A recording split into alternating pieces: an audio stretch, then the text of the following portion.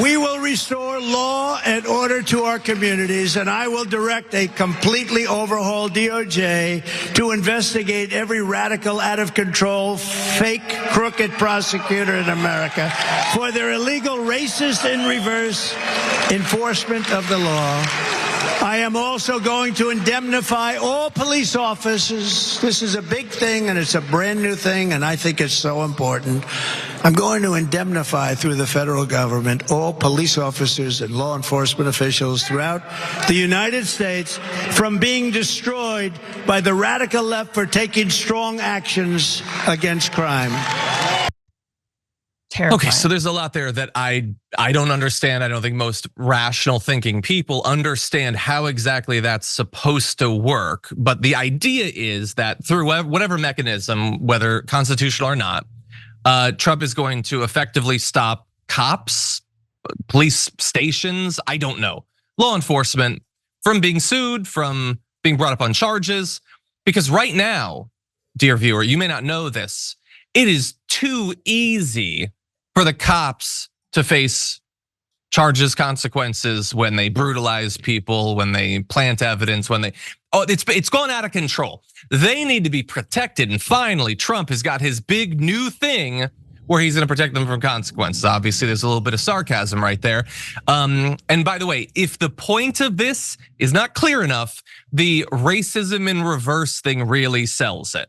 He thinks that cops have not been free enough yet to brutalize people of color, and he's going to create some sort of legal mechanism that will make it easier for them to do that without facing any scrutiny. Francesca? This is terrifying. This is by far the most terrifying point, I think, in this rally speech thus far.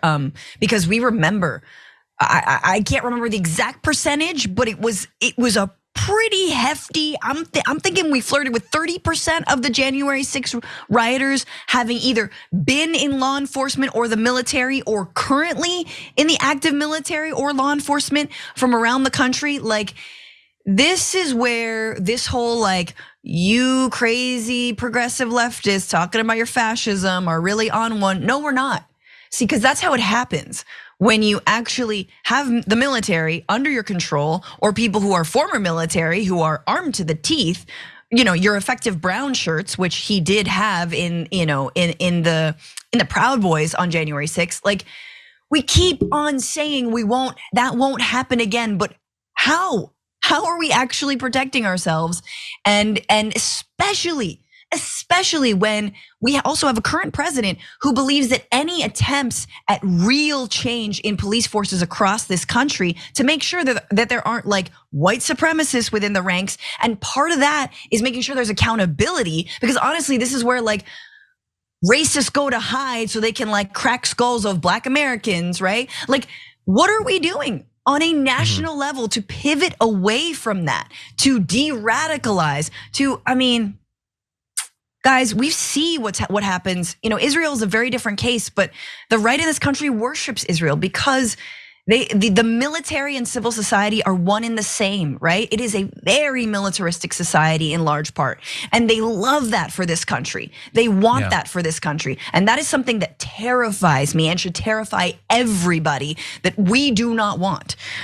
So, man, again, speaking of another vision, another ideology, we really need to rethink how the police and how the military are treated in this country. And I don't mean like they don't care about vets. Sorry to go off. They don't care about veterans. They don't care about taking care of them after sending them off to fight wars. They don't care about PTSD. They don't care about the VA. No, they want to privatize that. They want to rescind people's medications. They want to, whatever. They want to ignore their mental illness, especially if they're homeless. Oh, screw that. How many vets are homeless? How many vets commit suicide every day? No. That's all real stuff. They just want them as emblems for strong men and authoritarianism. Yeah, well, again, I would say the vets, the cops in a lot of cases, remember how they treated the cops that weren't in the crowd on January 6th, are much like, they're like babies. They're not people, they're tools. They're rhetorical tools, maybe weapons to be deployed against out groups. And then once they've accomplished their goal, that's it. Let alone if they ever turn against the regime, then instantly bash their head in with a flagpole. They're not actually people worthy of respect. They're tools to be deployed for for your political ends.